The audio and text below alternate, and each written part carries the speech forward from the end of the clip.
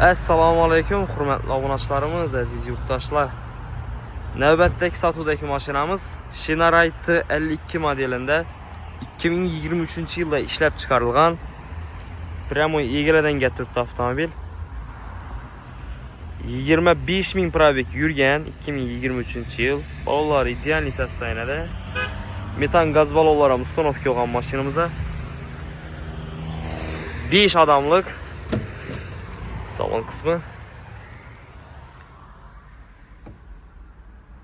Qiziquvchilar bo'lsa, egasini telefon nomerini video ostiga yozib qoldiraman. Bahosi 260 million so'm. Ustunda kelishiladi. Qiziquvchilar bemalol telefon qilib savdolashib barakatsizda bo'ladi.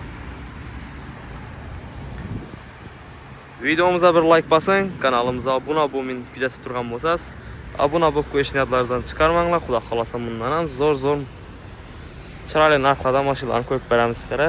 Shunday ajizda birgalar uchun Shinarite avtomobilimiz sotuvda.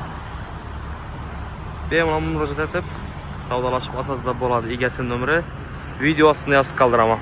Sog' bo'ling, salomat bo'ling.